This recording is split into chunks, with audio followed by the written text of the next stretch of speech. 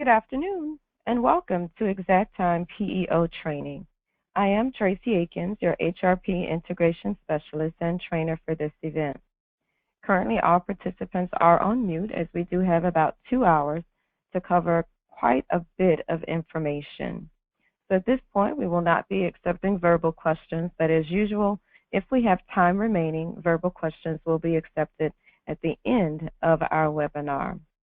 Also, we typically may take one break, but again, depending on how time permits, we just may leave it all up to the end. Just as a reminder, both of the webinar events have been recorded. You will be receiving those as a part of your GoToWebinar follow-up. So again, you can look for that to be attached in the follow-up. So I think we are definitely ready to get started.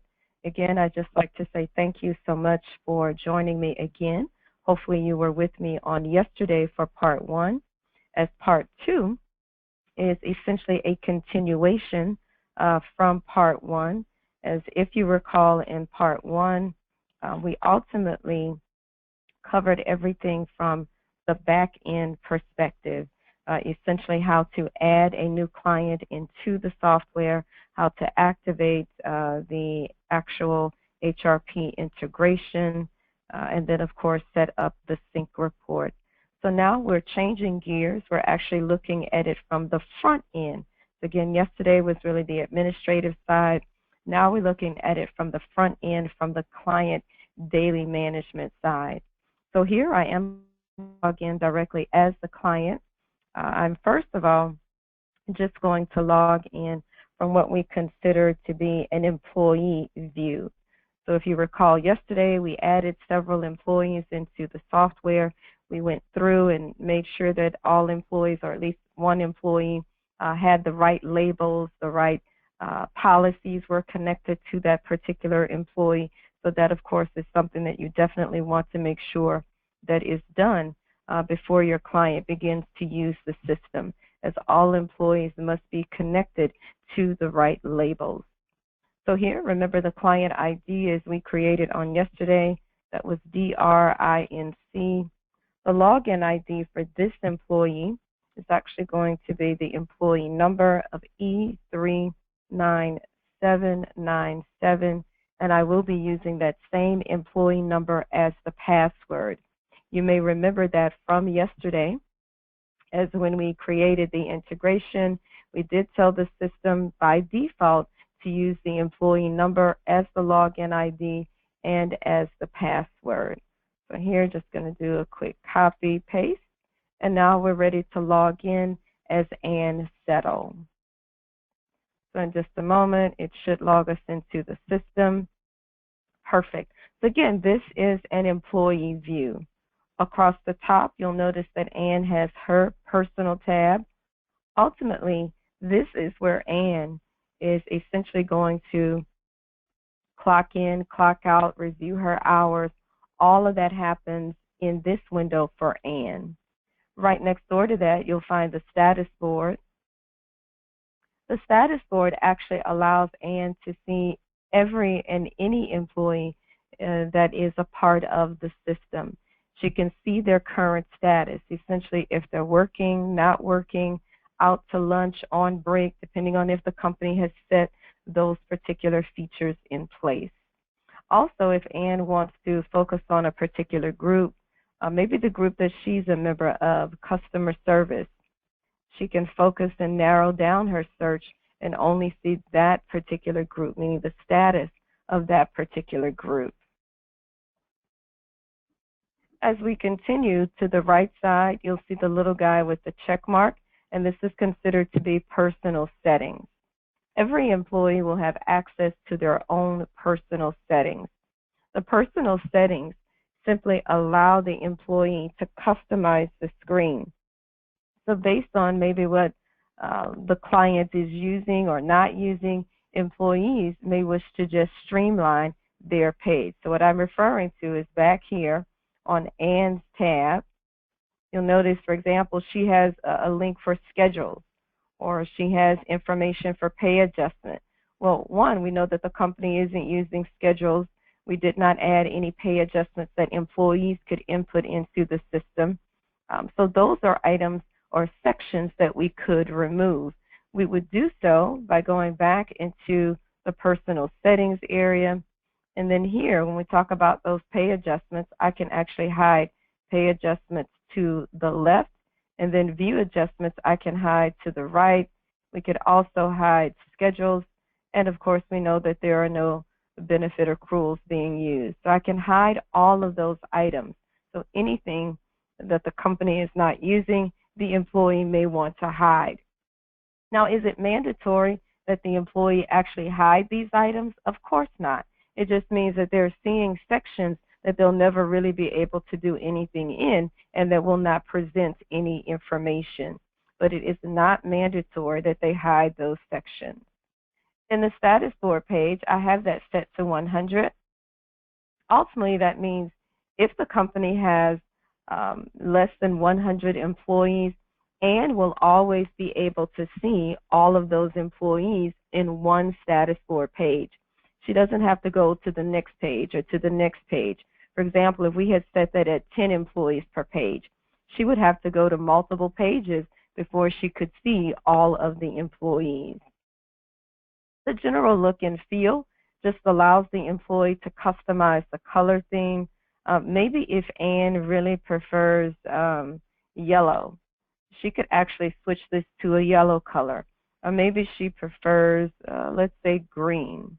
Maybe like, see if there's an apple green color. If I only see, it'll do green access. We'll give her green access. I don't know if there's a green apple. We'll do that one. The size, the 720 by 35. Essentially, I think 720 by 35 is an excellent size, as it's just enough information to the left and to the right. For the format, again, she can change the format if she prefers to see 24-hour time. Remember, that is a specific employee setting, again, having nothing to do with the overall company. Every employee can make that decision. So essentially, one manager may prefer to see time in 12-hour format. Another manager may prefer to see time in 24-hour format. Again, there's no right or wrong on that. It's just about what they would love to see. That includes how the time itself is listed in decimal or hours and minutes, as well as how the names are displayed. So some employees prefer to see first and then last. I prefer to see last, first, and then middle if it is available. Again, I simply keep it at this. We have no parent labor levels in the system. And for the fonts, again, as the employee, I can change the font style as well as the font size. The session timeout is currently set for 20 minutes, meaning if as an employee, so right now as Anne settled, if Anne walked away from her computer, maybe she went to the restroom, maybe she took a phone call, but her system in XactTime was actually sitting inactive. If it were sitting inactive for more than 20 minutes, she would be required to log back on. So ultimately, if she went and she clicked something, it would automatically take her to the login window because that system has been sitting inactive for more than 20 minutes. Here, I'll go ahead and click Apply Changes because we did make a few changes here. And instantly, you'll see that major change that we made, which was basically to Anne Settle's initial screen. You'll notice we no longer have a scheduling section. We no longer have a pay adjustment section. We no longer have a benefit section. Ultimately, we removed those areas. The last icon that you see here for the employee, that is the green circle, and that is always the help section. In the help section, this is where the employee is always able to see the full product manual. And again, this is simply a PDF document, about 200 pages. In addition to that, we also have the how-to guides. The how-to guides are also listed in two separate sections, one specifically for employees, the other specifically for managers or supervisors. Ultimately, keep in mind that every person that has access to the system is able to see the help section. So it's not as though employees get just the employee section and managers get just the manager section. Everyone is able to see everything in this area. So this area does not change depending on your level of access. Here we'll head back to Ann's tab and we'll look at the details here. In the actions area, you may recall yesterday I indicated there were two possible ways a client may decide to allow employees to enter time into the system. One way, of course, is the basic way the employee can ultimately use it as though it is a true time clock, meaning when they arrive at work, they clock in. When they depart, they clock out. That's essentially what you're looking at here. The employee can confirm their department. They can then take the action. In this case, we'll say it's a clock in. And employees can also leave a note behind. So for those employees that are literally using the web to clock in or out, they'll always have the opportunity to leave a note behind. In this case, maybe this employee had a car accident today, so they're running a little late. They can click punch. And in just a moment, you'll see the confirmation the punch was saved. Because anytime the employee creates a transaction, there is always going to be a confirmation notification. So now when you look to the top right corner in the status area, you can see the employee is all clocked in. You can see the department in which they are connected to. If this employee had been assigned to a policy that actually does lunch or break, again, you would be able to see those options listed here. But this employee is assigned to a policy that does an automatic lunch deduction. Therefore, this employee would never be clocking out for lunch. But one thing to consider, the system is very logical. So if the employee did have access to clocking for lunch or break, those options would not appear until after the employee had officially clocked in. In the messages section, before I move too far, I want to go back to the timesheet submittal. So that was just one way, truly using the system as though it is an actual time clock. But you may have some clients that want to give their employees full control of entering time in the software. And when I say full control, I mean that the employees are entering their own time. They can enter it at the end of the day. They can enter it at the end of the week. They may even enter it at the end of the pay period. The idea is the employee has full control over manipulating their information, which means they can also make changes as well. So you'll notice here, the employee can just enter one day at a time. They can actually decide on the date and enter the number of hours. But if you recall from yesterday, the definition or the label of what they're entering here, this could be different. Remember, we had 4 possible options. It could just be the duration. It could be the duration with a start time. It could be the start and the end time, or it could be the start and end time along with the start and end for lunch. So those are the 4 possible ways that the employee could be requested to enter information. And that decision is based out from the policy. So however they've set up the policy, that is where this is stemming from. Now, if the employee chooses to enter one day at a time, this is indeed where it's done. However, the employee could use what we call Timesheet Express, and this would allow the employee access to several days. So in this scenario, it's catering, of course, to the current week. So the employee could go back and enter hours for this entire week. Maybe they're going to do 8 hours of work time on Monday. But if this employee has been granted access to work in other departments, so here let me just remove the filter for source. And you can see here, this employee can actually switch those hours to training. Now, if the employee actually knows the department code for training, they could also have just keyed it in the department column. They also have the opportunity to leave a note behind. So maybe they conducted CPR training.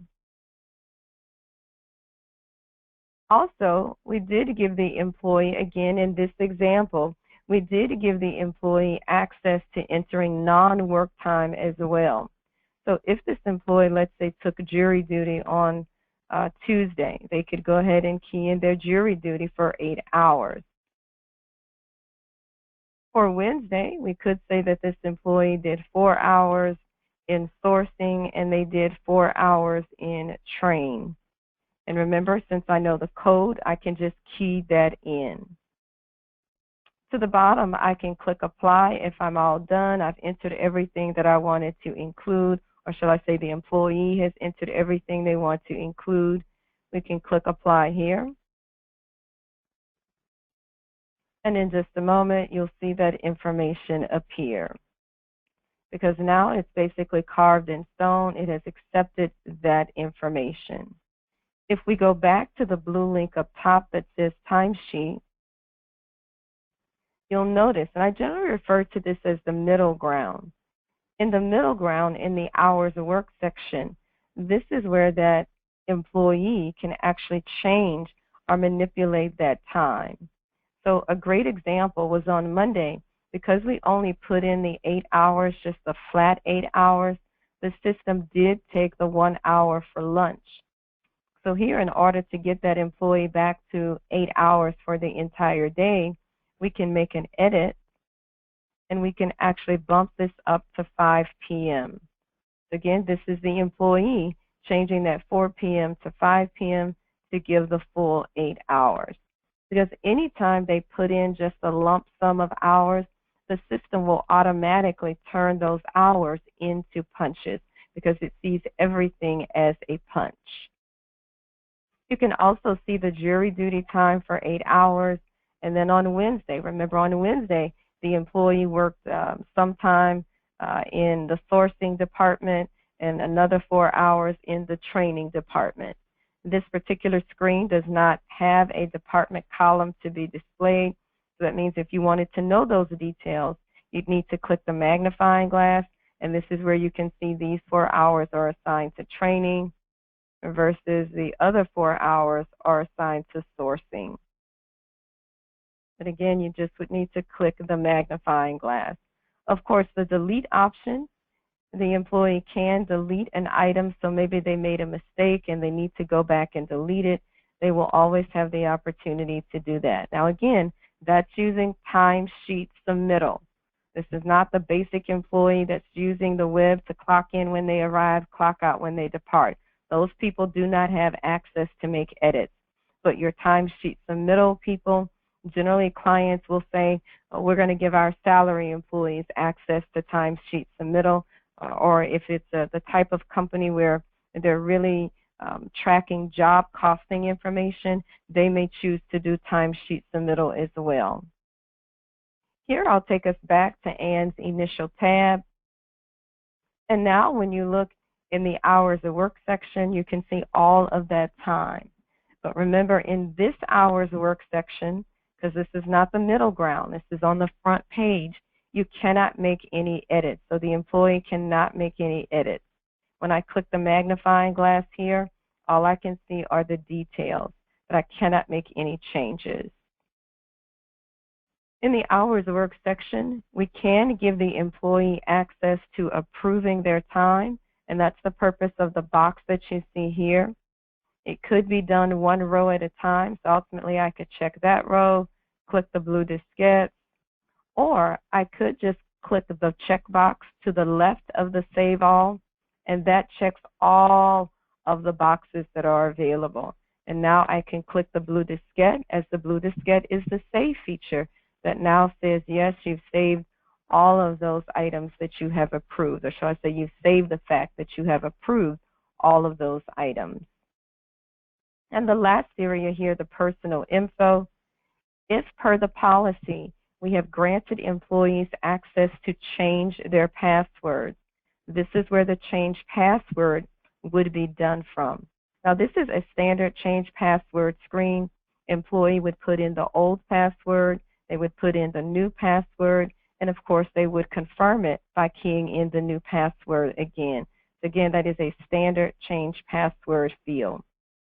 And not to overlook the messages area, but again, managers, supervisors, administrators, they are able to send messages to employees. If they are sending a message to an employee, this is essentially where that message will reside. Now, the employee has the opportunity to delete that message. So if they don't necessarily want to continue to see that message in the window, they can delete it. Or the message does have a date that it would automatically be removed itself. So again, the sender of that message could decide to keep it in for 1 week, 2 days, or a month, but then after that expiration, it would automatically disappear out of this section. And this actually takes care of everything that the employee is able to see and do. Now, just a few FYIs about this. Remember, because we did not activate benefit accruals to be used in the system, the employee does not have an area to view their benefit balances or make a request for time off or see their status as it relates to time off. And again, that is because we did not activate benefit accruals in this database. Also, the other item, the schedules, remember we did not create any schedules, so we had already removed the scheduling area, but just remember if you don't activate or assign schedules, the employee would never be able to view schedules in this section. So here we'll go ahead and log out. And now we're going to switch gears again, because now we're going to log on as the manager, the supervisor. And in this scenario, we have actually made Heather McCool, we've actually made her the manager. But before I log in as Heather, I want to just double back just so you can remember. We looked at it yesterday for Andy, and I kind of explained it, but I just want to double back so that you are able to see how we actually made Heather the manager. So here under Edit, we've made Heather the current employee. So we'll look at the details that make up Heather. And then if you come all the way down to the Web Access area, the Feature Access template, we've made her a part of the management team. And then which employees is she going to manage? Well, all of those employees that have been assigned in the customer service group. So there was a group that was created that was called customer service. There were employees that were placed into the customer service group. Any employee that was placed into the customer service group, those will be the employees that Heather McCool will be able to work with. Right, so now we'll go ahead and log out, and now we will officially log in as Heather. And Heather is actually using 24906, and I'll just do a quick copy there and paste here, and we'll log in.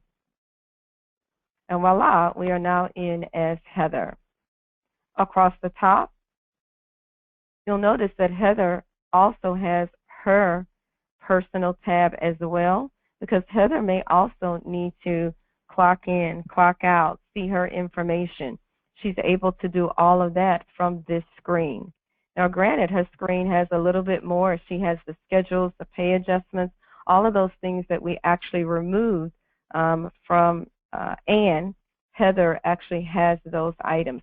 So just remember, if she wants to streamline this page, she has her personal settings area that she's able to streamline this page. But heading to the admin tab, as ultimately, this is where Heather will spend the majority of her time. Because remember, this is not a tab that Ann had. Ann Settle, the basic employee, she didn't have an admin tab, as she was not considered to be a manager or a supervisor. She was a basic employee. But Heather, because she is a manager, she has an admin tab. And this is ultimately where Heather is going to manage her employees from. So starting with the exceptions area, in the exceptions area, Heather is able to see any employee that has a missing punch. So here, one of the first things that I'm going to do is just update this to reflect current pay period. And you'll notice within this current pay period, Heather does not have any employees that have a missing punch. However, I bet if we were just to go back to several previous pay periods, we may see something appear here.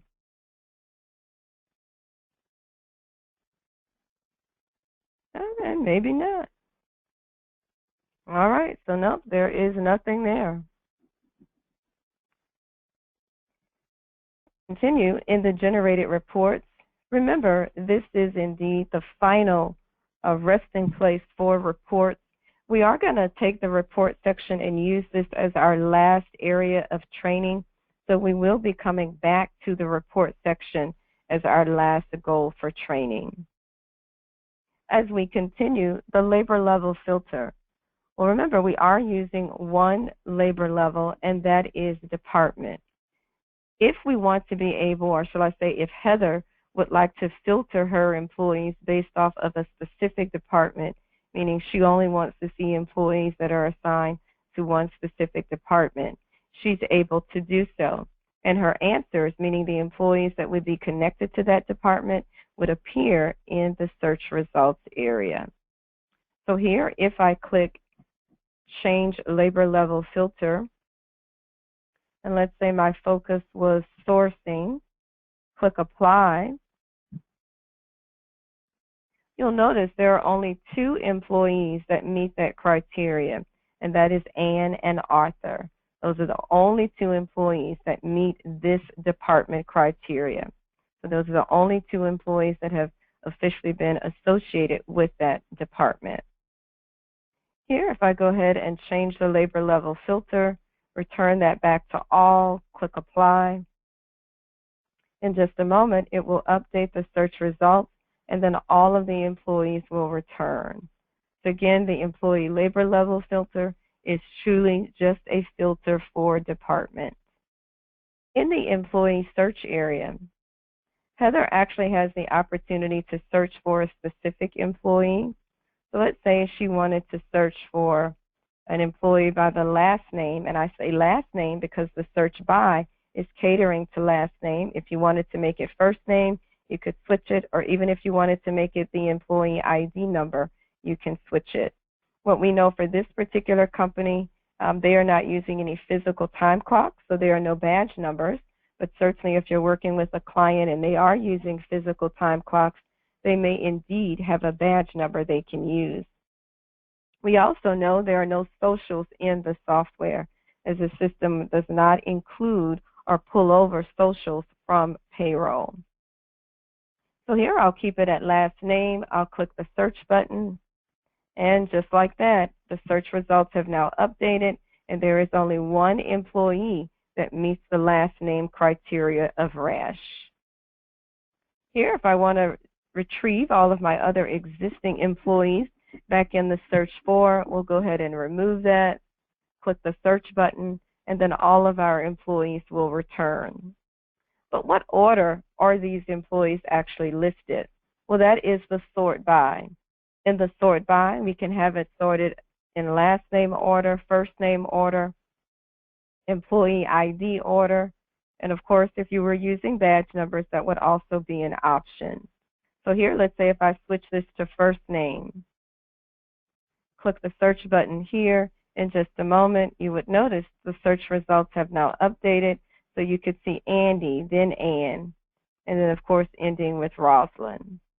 Here, if I switch it back to last name, you can see the difference. So notice Ann and Andy are no longer at the top of the list because it's based on last name alpha order. The employee group, well, remember, Heather as the manager, she has been assigned to one group. So that's the only group that she's able to have access to. Because remember, there were other groups in the software. But Heather as the manager, the only group of employees that she is responsible for is customer service. So essentially, her all and customer service yield the same set of employees. Notice, no change, because her all is customer service. So even if we switch this back, there is no change. Right next door to employee group, you'll see include inactive. In this section, you don't have to worry about the system deleting employees, as the system does not delete terminated employees. What does happen is in payroll communicates that an employee has been terminated, and time and attendance knows to mark that employee as inactive. Because remember, we don't delete employees out of time and attendance. If you delete someone out of time and attendance, you are also deleting their historical information, and highly unlikely that's what you want to do. So ultimately, if you want to see someone who has been made inactive, you can simply check the box, and inactive employees, once you click the search feature, will then be included in this list. So it's just that simple. Anytime you want to see an inactive employee, check the box and they will be included in the list. In this scenario, in the search results area, just remember what controls the employees that are listed here. It is the employee labor level filter, and it is the employee search. Now, from the employee search, I'm going to select our favorite employee, that is Ann Settle. Once we have selected Ann, you'll notice she appears as the current employee. What this really means is that everything from this point down is all about Ann. When you're looking at the employee summary information, that is all about Ann. The custom information, that is all about Ann. And definitely the timesheet information. Everything is now about Ann. Now, this employee summary information, this can ultimately be changed. Depending on what a manager or supervisor wants to see in this section, they can make a change. This information is controlled based on your personal preferences. So up top, remember the little guy with the check mark? If we click this little guy, under Admin Homepage, there is a subsection that's called Employee Summary Fields.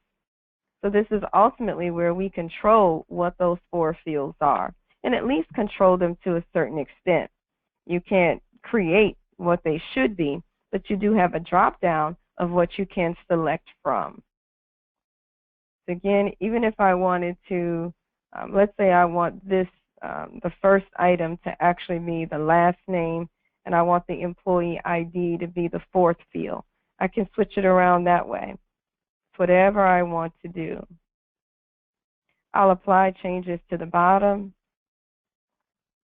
And now when you look at the employee summary section, notice it's no longer the employee ID that's first, it's the last name that's first, and the employee ID is last. The custom information, the manager or the supervisor does not have administrative rights to viewing and manipulating Ann's personal details. So how the medium shirt size was put in place or the shoe size, that is someone that has access to go in and manipulate her personal details.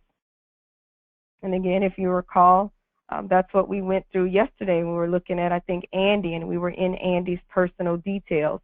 Or even for Heather just moments ago, when we went in to show you how we made her a manager. Those were her personal details.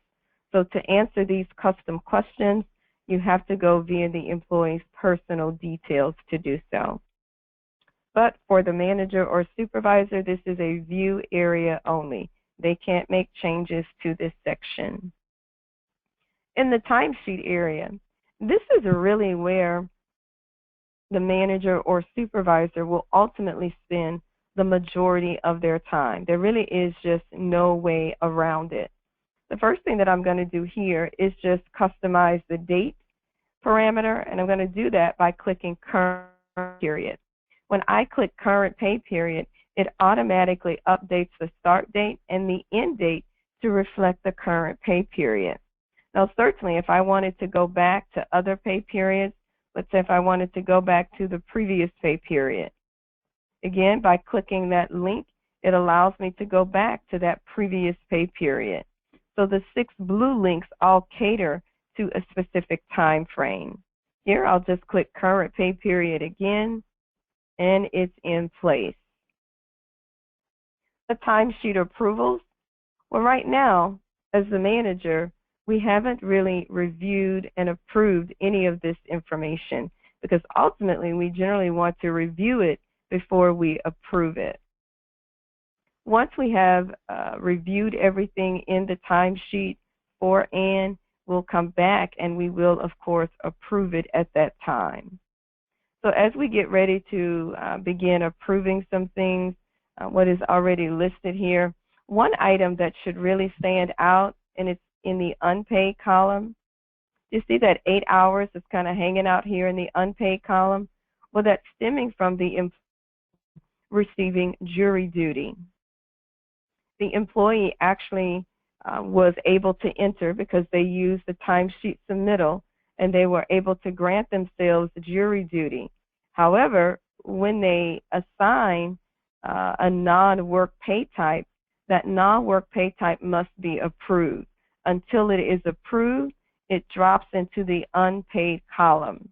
So over to the left, as the manager, Heather would need to click this magnifying glass, and then there's a question that says pay level.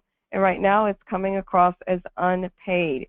So she would just need to push that to the policy rate, which is the regular rate, unless it is indeed something that has access to be paying at an overtime rate. But again, she's going to switch it to the basic policy rate. And she's also going to approve it. We'll click apply here. I did make supervisor notes mandatory. Just going to add jury duty. I think jury duty basically speaks for itself. And remember, that was a part of the policy setting if I wanted to make supervisor notes mandatory. So anytime the employee, or shall I say the manager or the supervisor, went in and added something or made an edit to an existing employee's information, they would need to put a note. Here, I'll go ahead and click apply. And in just a moment, you'll notice that those 8 hours that were listed in the unpaid column have now moved into the regular hours column.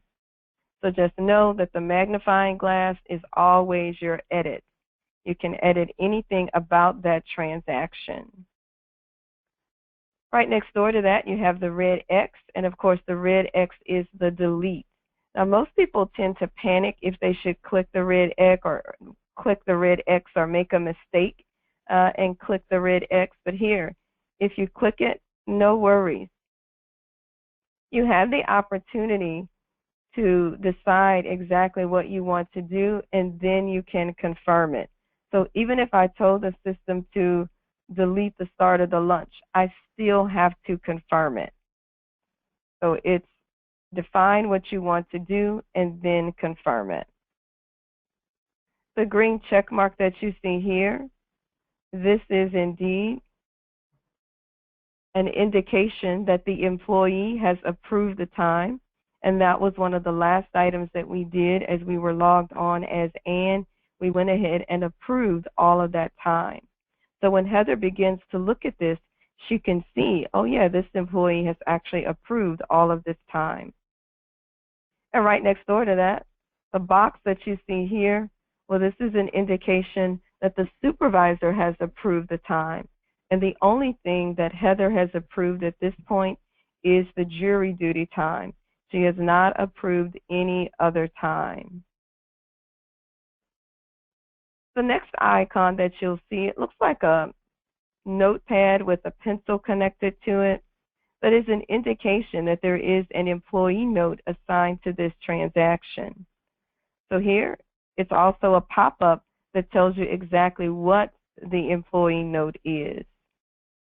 So here you can see it. Car accident was today, and they were doing CPR training on Monday the 18th. And then possibly right next door to that, you could see something that looks like a clipboard.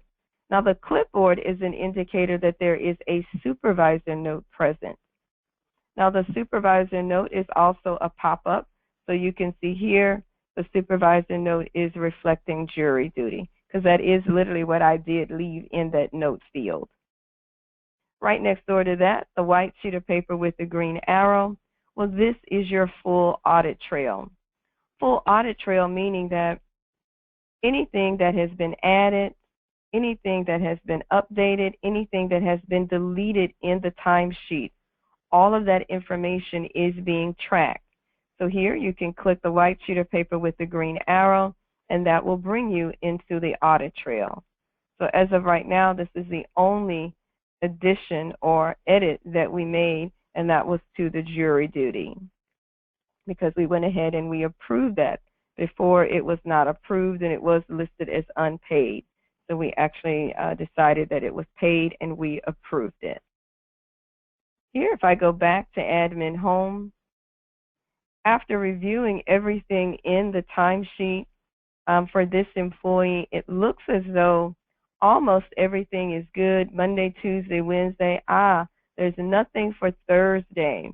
So if we needed to go back and add time for this employee on Thursday, remember, I have 4 blue links that would allow me to add any missing information. I can click Add Work Shift here. This is going to be a clock in. To the right, it will be a clock out. The date in question, we'll make that for the 21st. I'll keep the 8 a.m. to 5 p.m. But remember, as the manager, Heather can actually change that time to be anything of her choosing. Here I'm going to choose a supervisor note from the drop-down list, and notice how it drops right into the supervisor note field, because this is a free format. You choose something, it drops into the window, or you can key in your own custom notes. So you can key in anything you want to say here. The employee notes, well, again, if the employee had created a transaction and left a note behind, this is where you would be able to view the notes. The supervisor approved. Here, I'm not going to approve this transaction because I do want to show you how to use that the blue link, which was, of course, that timesheet approvals link. I want to show you how to use that, so I'm not going to go ahead and approve it. But remember, I could definitely use that approval now if we wanted to, which I do recommend as a manager or a supervisor. If you are manually adding something, certainly go ahead and approve it at the time that you're adding it in. And below that, you'll find the swipe and go. Well, we know in this scenario, the swipe and go is not relevant, as our company does not have any physical time clock, so we don't have to worry about activating this as a swipe and go punch. But the magnifying glass that you see below that, think of that as a mini audit trail. Right now, we have not created this transaction, so there is no audit for it. But in just a little bit, once we do have the transaction created, I'll come back and you'll be able to see the audit trail for it. The reoccurrence. Here, I'm not going to look at reoccurring this transaction because the employee already has information for Friday. They've already clocked in for today. So again, I have no need to duplicate this. The labor level, again, the default labor level is already in place for the employee. But certainly if we needed to change it, maybe these hours need to be connected to a different department. Maybe they need to be connected to training. I can click apply here and switch those hours to training. Here to the bottom, we're all done. We can go ahead and click apply here. And in just a moment, it will accept that information and it will include it in the timesheet. So you can see all of that information has been included in the timesheet. And because this employee is tied to a policy, again, that has that automatic lunch deduction, you can see the lunch automatically in place. So that is the work shift. Now, a partial work shift is great if the employee has one piece of the day and all you need to do is add the other piece of the day. That's the purpose of the partial. So a partial is great. Let's say an employee has a missing punch. Well, all the manager or supervisor needs to do is just add the missing piece of it. This is great for that. Right next door to that, you have the non-work shift. So if we needed to add a non-work shift, remember all of those different pay types that we saw. So if we were going back, let's say this employee has some bereavement. Maybe that bereavement is actually going to take place or did take place maybe the 14th. I can say for 8 hours, and I'll just say bereavement. Or even if you wanted to say maybe it was grandmother. For the pay level will be left at the policy rate. Again, the pay type default, meaning when we created bereavement, how it was set to accrue, if it was set to accrue towards overtime or not set to accrue towards overtime. The default already has those answers. Here I'm going to reoccur that for at least one more day. I didn't approve it. Of course, we know there's no employee note, and I'm not changing the labor level. I'll click apply here, and in just a moment you'll see the timesheet will be updated, and you can see the Thursday and Friday with bereavement time. Again, that's any non-work shift items. Right next door to that, you can see the mass transaction editor. Now, the mass transaction editor is a really nice feature because Heather, as a manager, if there is one item that she needs to do for all of her employees, not just one, but all of them, maybe their internet was down and none of her employees were able to clock in on a specific day. Well, guess what? She can go back and she can do a partial. She can select all of her employees and clock them in all at the same time. She doesn't have to go through and do that for 10 different employees. She can do it once for all 10. Or what about the pay adjustments? Maybe she's doing a bonus and she wants to do a bonus for all of her employees. She doesn't have to do that bonus separate. If everyone's going to get a $100 bonus, she can do it all in one setting. So here, maybe I'm going to say everybody gets a $100 bonus. And we'll say that was for the 15th. And we'll say that was for a cell phone. And then to the bottom, all we have to do is click apply. And notice it tells us your pay adjustment transactions have been added. And if we, because again, a pay adjustment is not hours, it's a dollar item. So if we were to come down to the pay adjustments area, and I'll click it to current pay period, this is where I should see that $100 bonus for this employee. And not only for Ann, but if we went to Christy, you'll see that $100 bonus. If I went to Roberta, I would see that $100 bonus, or even Patricia. All of those employees have that $100 bonus. So we'll go back to Ann, and just remember whether it is something that is in dollars or if it is a specific start time, end time, or a lump sum of hours for a non-work shift, it can be done using a mass transaction. So now that it appears that we have everything pretty much in place for this employee, we can then go back and approve the time. We can click the link here that says timesheet approvals, and there are two filters. The first filter is where we're defining the time frame that we want to approve information for.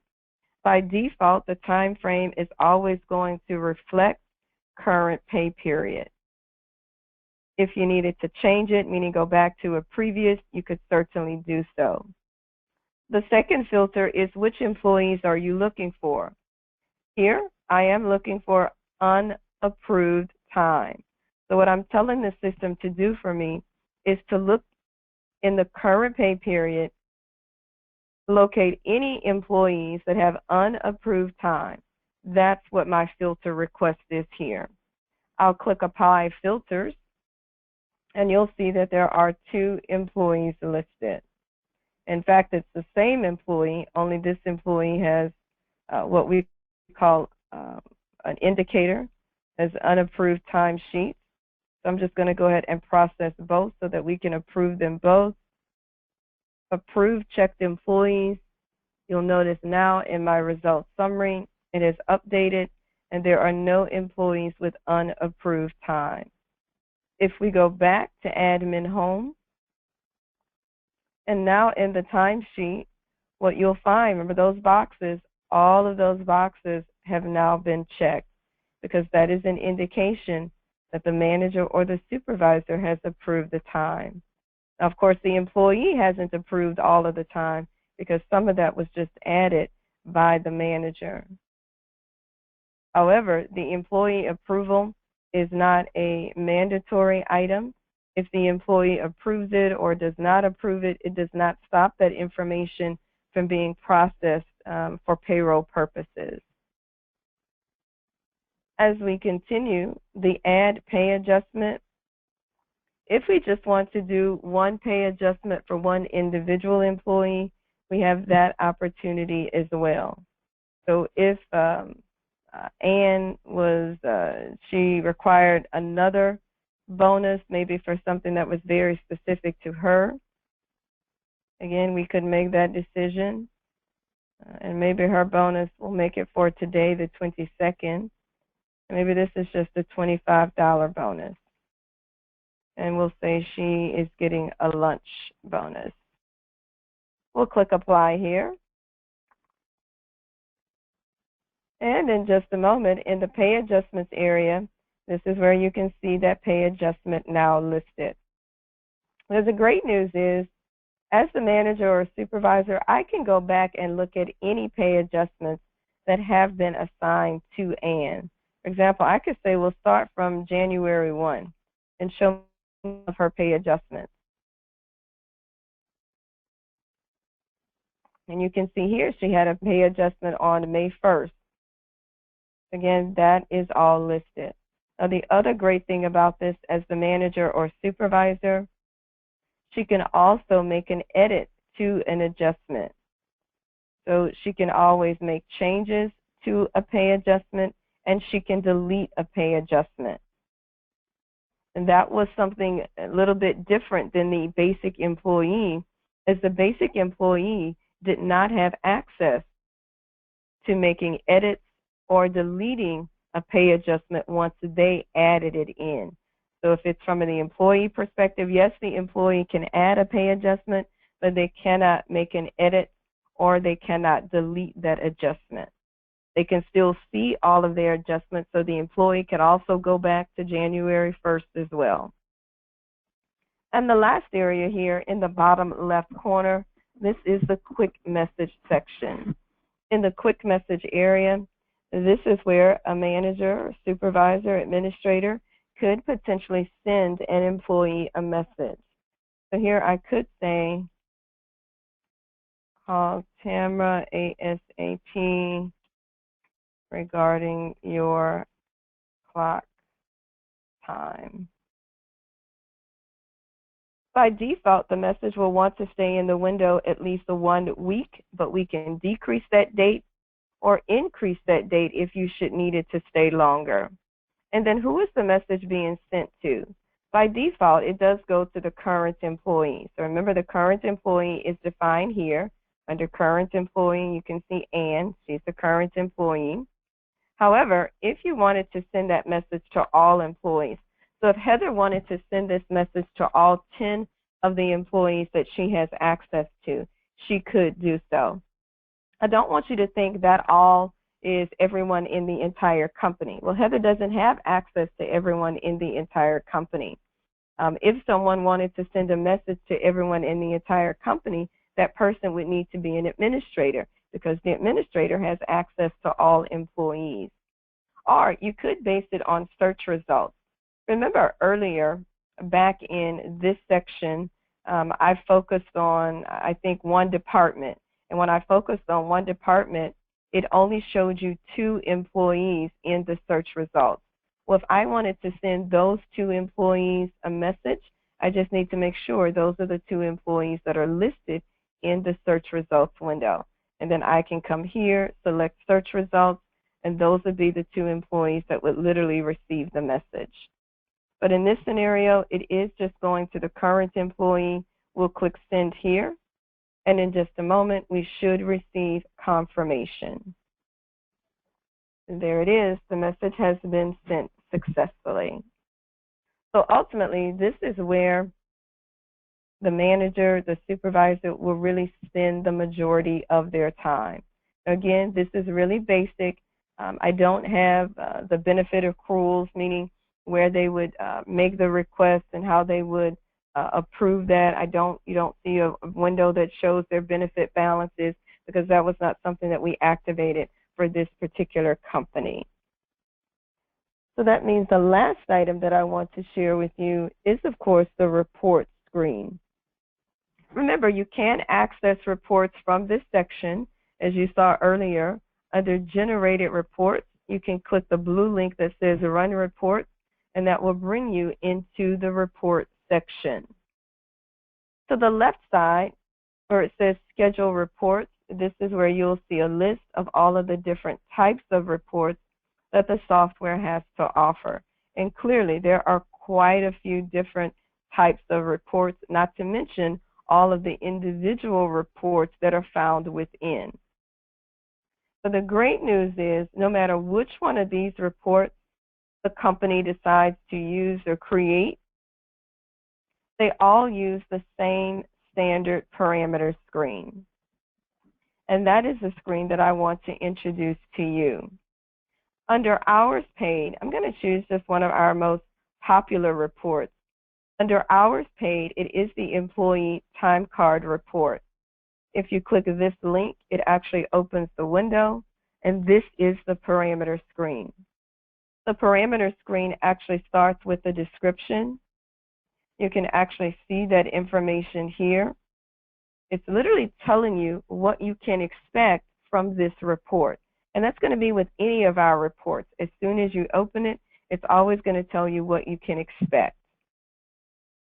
For the report information includes the name of the report and the type of report.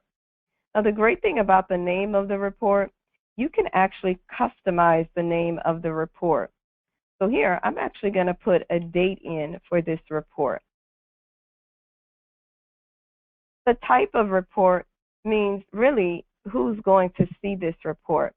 Is it going to be private, meaning for Heather's eyes only? So right now we're logged in as Heather, so it would be private to Heather.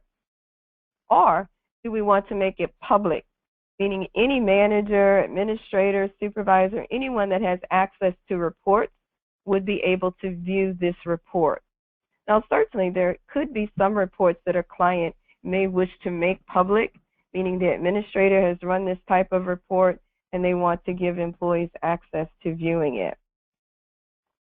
The include codes for, these are all extra items that could be included as a part of the time card report, basically to enhance the information that is being given to you. One, we can include the department.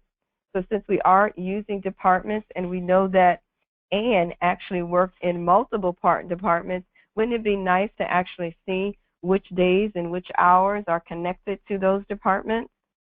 I don't have any shift differentials created, so I don't have a need to use that. But include approved by name. Well, if we want to know exactly which manager or supervisor approved the time for this employee, this is a great way to display that because it's literally going to show the manager's name. Now, the signature lines. Well, the signature lines really depend on what the client may wish to do with the report. If they are creating this report and they are planning to print it and they're going to distribute it and they would like employees to sign off on it, absolutely. We can literally create the signature line. One signature line would say employee, the other signature line would say supervisor.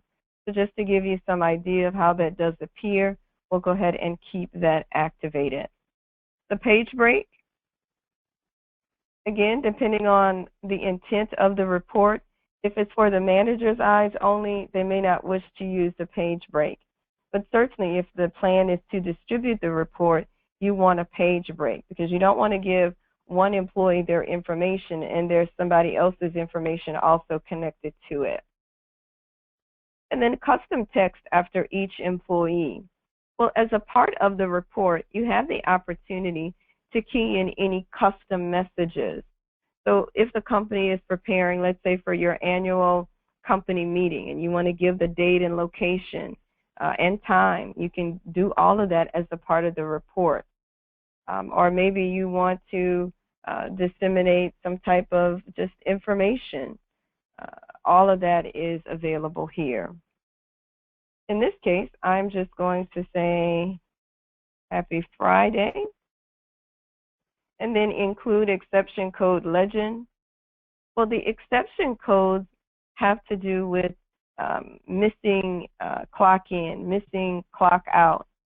But sometimes when you see those codes such as MCI or MCO, if you're new with the company, you may not necessarily know what those codes represent.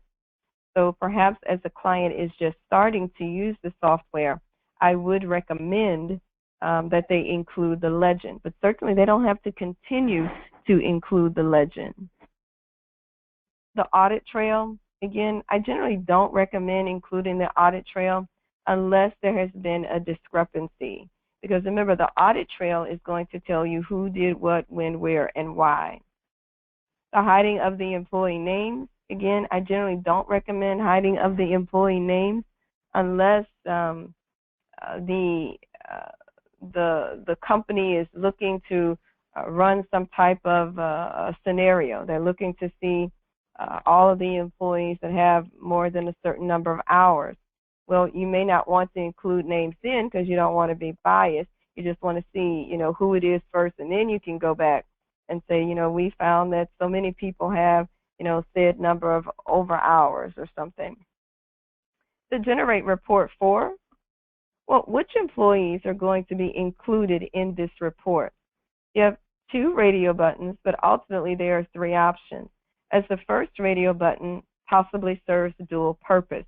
Now, not so much for Heather, because Heather only has access to her customer service group. But if Heather had access to another group, here is where she could make the decision she wants to run a report on her customer service group or the other group. Or she could just run it for one specific employee, which is exactly what we are going to do. We're going to run this report for Ann. The labor level filter. If we click the blue link for the labor level filter, this is where I can tell the system, well, I don't care where this employee has worked or which departments they've worked in. I only want to see hours from this particular department or these particular departments. This is where, as the manager or supervisor, you could say, only show me hours from a specific department.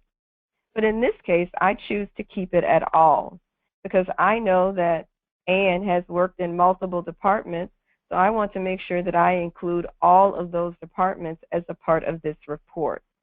But again, remember the client certainly may have a need. They just may want to see all hours worked in a certain department. Again, you have that opportunity to do so.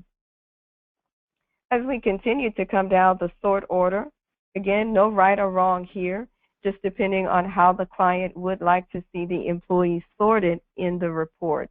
Is it going to be in employee number only, first name order, or last name order? Again, no right or wrong, just how they prefer to see it. For the report format, typically I do prefer a PDF, but generally if the client is maybe taking this information and they want to drop it in some other place or they want to filter it another way, they may choose to use Excel to do just that. There's also a rich text format as well as a TIFF file. Here I'm just going to keep it at the PDF, so it's just straight and clean. The extra options and filters, well, remember, every employee is tied to a label. As you saw that from yesterday, either they are exempt, non-exempt, or they are hourly or salary. So everyone's tied to a label. As long as they are tied to the correct label, you do have the opportunity to filter against those particular labels. In other words, if you only wanted to see hourly employees, or if you only wanted to see exempt employees, you could use these items to filter. Also, if you wanted your report to include inactive employees, again, you can also check this box and it would do just that. For the date range, well, this is where you're determining the time frame that you want the report to cover. It could be for the current pay period, the previous pay period, yesterday, today, or you could define a specific time frame. For example, I get a lot of calls with clients saying, we want to run the report, for an entire year. How do we make that happen? Well, that's user defined. You pick a starting date, you pick an ending date, or even if it's for an entire month or maybe 6 months, that is all user defined.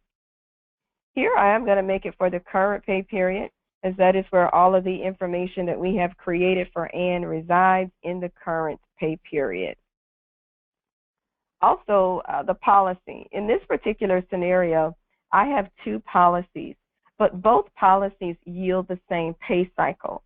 This question would really be valid if you were working with a company, but the company had different policies that had different pay cycles, because maybe one policy did a weekly pay cycle and another policy did a bi-weekly cycle. Well, you'll want to know which cycle you're aiming for. Not about the employees, because you've already selected which employees, but are you going to look at a report that covers 7 days, or are you going to look at a report that covers 14 days? Here, the schedule report, which I consider to be the best feature in the report section. As if there is a report that the company finds maybe they're running it every day or maybe once a week, they may want to just go ahead and schedule that report. There's no reason they can't schedule that report and automate it. In other words, I can tell you, hey, I want to see this report at 7 a.m. weekly on Monday. Put in the email address of who should receive that report every Monday morning at, I think I said 7 a.m. And voila, that report will be emailed out every Monday morning at 7 a.m. Now, weekly, of course, is not the only option. You can see daily, and if you want to include the weekends. In fact, that's what we did, if you recall, yesterday for the sync report. We scheduled that sync report to happen every day at 3 a.m. And there was already one scheduled for 2, but we did one at 3 a.m. daily, and it did include the weekends. But you can schedule it for weekly, bi-weekly, semi-monthly, and you pick that semi-monthly time frame. And then, of course, you can do monthly, or you could do what about every first Friday of the month, or every second Tuesday of the month? This is a new feature that we've added, and you could literally do every second Saturday if you wanted to. Right? But in this scenario, I'm actually keeping it on as soon as possible because I literally want us to be able to see this report right now. Notice when you select as soon as possible, it closes everything else up below it. The email, if you are going to schedule a report, remember I did say you would need to include the email address. Just remember, if you are including multiple email addresses, make sure that you include the semicolon or the comma. Here, I'll go ahead and click Generate Report. And in just a moment, the report will be complete. So you'll notice the report was in alpha order because it was in generation stage, and you could see it literally said generating in the status. But once the report is complete, it does fall in alpha order, and it just so happens that there were only 2 other reports listed here, so the date comes before Ann. In order to open this report, it's not the blue link here. Remember, this blue link is only holding all of the characteristics that you decided you wanted to include as a part of this report. But to the right of that, where you have the magnifying glass, if you click the magnifying glass, this is the report. So you're actually able to see in-punch information, out-punch information, also the department information. You can see exactly which days the employee was connected to which department. We also have a summary. I can tell you exactly how many hours went to sourcing, how many hours went to the training department. We also have the pay summary. So based on all of those different buckets of time that were used, you can see literally where those buckets reside. And then who is going to approve this time, or who did approve the time? That would be Heather. Remember, I told you would be able to see her name as the person who approved the time. A custom note that we created, the Happy Friday. And then we also activated signature lines, one for the employee and one for the supervisor. On page 2 of this report, think of page 2 as the final page, because even if this report had 10 employees in it, this final page would be listed, as the final page is going to look at combining everything together. So if we had 5 employees and some of them had also worked in training and resource, well, these hours would have increased, as well as maybe if they worked in another department, you would see that other department listed here. But the numbers that we have, the 28 and the 20, are very familiar because we only have the 1 employee, and those are her numbers. Again, the pay type summary, it's the same information that we saw earlier because we only included 1 employee. But for the exception code legend, remember we did say if you were new to the software, you may want to include the exception code legend until you're familiar with the codes, such as MCI, missing clock in, or MCO, missing clock out. And then, of course, you have the missing lunch in and missing lunch out. So those are all key exceptions. Now, the question is, where would those exceptions appear as a part of the report? Well, if you go back to page 1 here, you'll notice to the left side, there is actually a column that says code. And this is literally where those codes could be presented. But clearly, in our scenario, we don't have any employees that have any missing punches at this time. So there are no codes for missing clock in or missing clock out, or even for lunch, because our employees don't actually punch for lunch.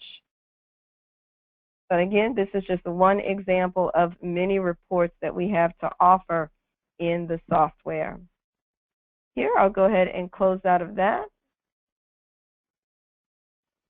And now as we come back down to hours paid, actually not hours paid, but I want to go into payroll, as the time card report really contains quite a bit of information, and sometimes you may not necessarily need or require that much information. So we also have something that's called a summary payroll. Now, the summary payroll is like a one-liner. But again, notice it's the same standard report parameter screen, starting with the description, the report information, who we're generating for the report. In this scenario, I am including all employees. The labor level filter, just want to make sure it says all, so I'm not excluding anyone. The sort order, I'll go ahead and make this last name ascending A to Z. The report format will be PDF. I'm not choosing any filters here, and we'll leave it for the current pay period. And I'm not scheduling it, so it'd be left on as soon as possible. Again, notice there was absolutely nothing new in that area. We'll click Generate Report, and in just a moment, this report should be ready for us. And you can see here, it falls because there was already a summary payroll there, but I know this is our report because we have the magnifying glass. And here it is. So really, it's just a quick one-liner. It allows the client to actually see every employee that has time and if it's regular or overtime. So just a quick one-liner. Also, if they have decided to include pay rates, they'll be able to see the pay rate, and they'll also see the earnings total, again, based on that flat dollar amount, basically the gross amount. So that's all it is. It's just one-liner that gives all those pertinent details. Now, we don't know how the employee got to 48 hours. We just know, hey, they have 48 hours, regular time. They don't have any overtime. Here, I'll go ahead and close out. And then as a part of the custom reports, yesterday I discussed one major custom report, and that was the sync, because that is a part of the integration. As soon as you complete the integration, it pushes you over into the report section so that you can activate the integration sync.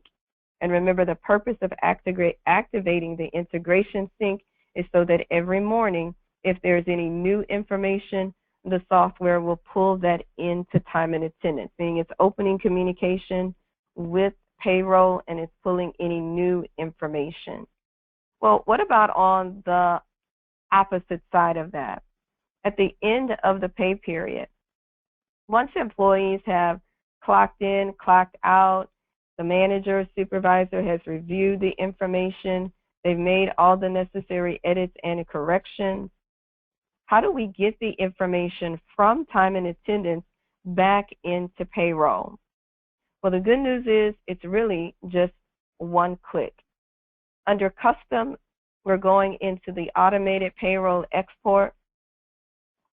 And in the Automated Payroll Export, again, it works just like a standard report.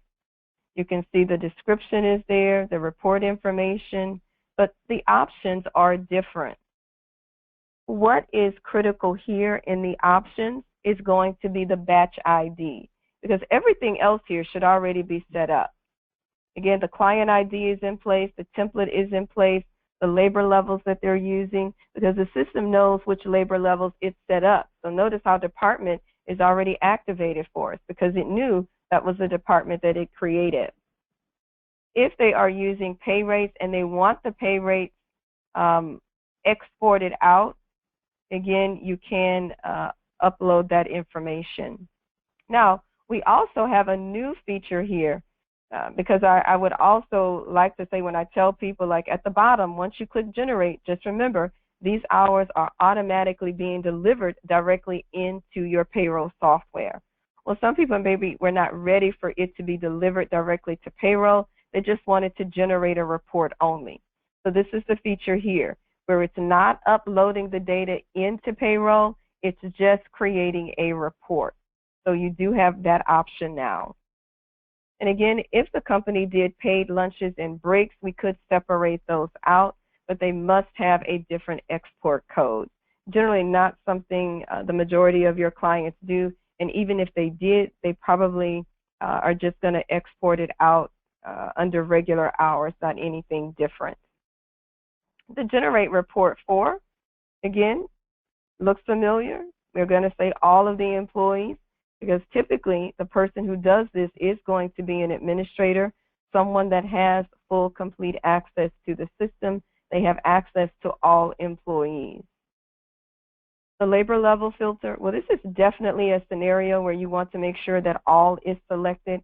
You don't want to just pay employees for a certain amount of hours they worked in one department or another. We definitely want to pay them for all hours worked. The sort order, again, not so critical unless you are running this as a straight report.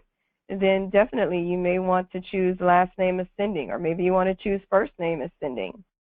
The report format, if you choose to send it or create it as a report, it can be a text file or a CSV. No right or wrong, but most people, especially if they're going to look at it in the form of a report, they probably want it as a CSV. And then here, the extra options and filters. And these, again, going back to the labels, but these filters can be used. In most cases, though, you don't want to use the filters as you want to make sure everyone is submitted for payroll purposes or payroll processing. But if you have some employees that have been made inactive during that particular time frame but still need to be paid, then definitely you want to include those inactive employees, which is why a lot of companies may essentially wait until they have officially paid those inactive or terminated employees or employees that are no longer with their company. They may choose to wait until they have been paid and then mark them or have the system mark them as inactive. So it just depends on how they want to do that from a payroll side. And the date range. Typically, when you are creating this report, you're pulling that information from the previous pay period. Remember, they've already rolled into a new period, which is now the new current pay period, but the information that the client is typically reviewing, that Monday or Tuesday, is more than likely for the previous, that immediate previous pay period. That is what they are sending out. In this scenario, I'm just going to keep it at the current pay period because that's where all of the information is. The schedule report, this is, remember, not something that you can automate. You cannot automate this report, and the reason being it's all about the batch ID, as there must be a batch ID in place. This batch ID is critical. So if there were no batch ID in place, this information would not go any place. So you've got to have that batch ID in place. So here I'm going to just generate it as a report only. So I'm not uploading the data, but it is just generated as a report. And then, of course, to the bottom, all we have to do is click Generate Report. Let me also put a date on it. I don't know exactly. And to the bottom, we'll click Generate Report. But normally when they click Generate Report, that is indeed the report sending the hours over. It has automatically taken those hours and it's exported them right on into payroll. And that's the final item that the client is doing. Because once they click that Generate Report, it's sending the hours on. Of course, they'll be able to go into payroll, review the ledger information. If they want to make changes, they can make changes there, absolutely. Here is the report. I'm just going to open it here.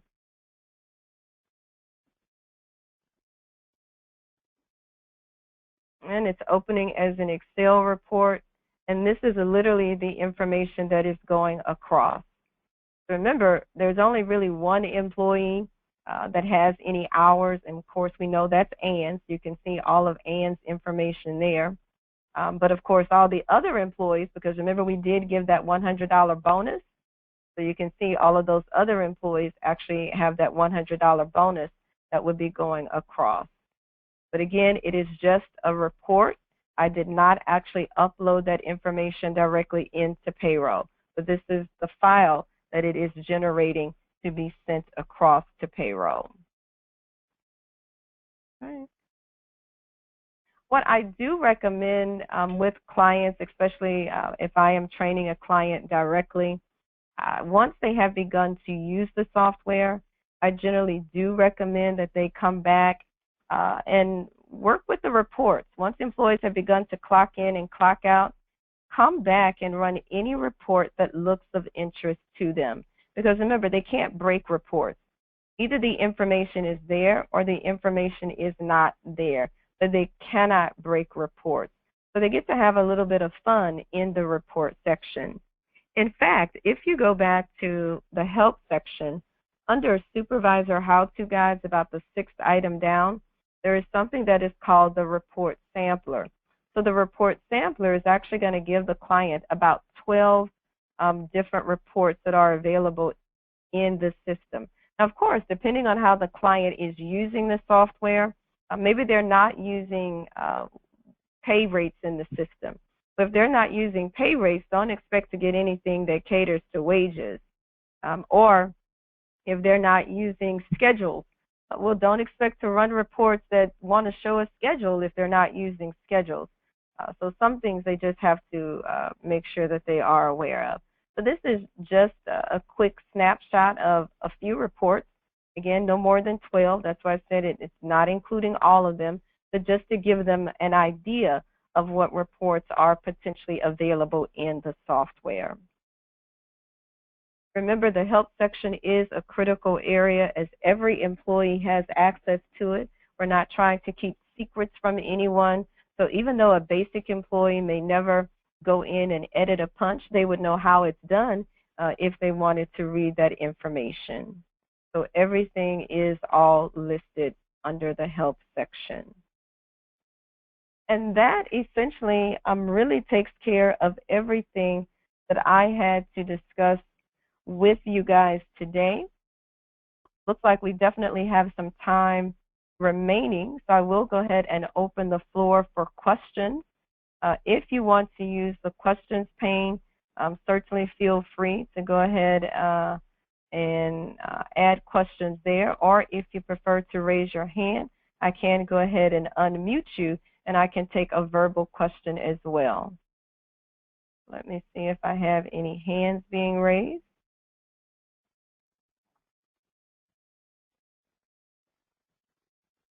All right, I don't see any questions in the question pane, and I don't see any hands being raised. So it looks like you guys are comfortable with everything that we've discussed today, or you have some idea. Certainly, just remember, if you want to join us again, I think we'll probably do this training probably sometime again in September or October.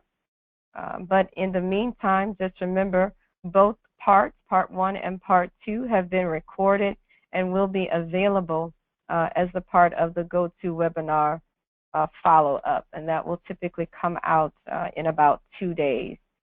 So you'll probably be getting that on Monday.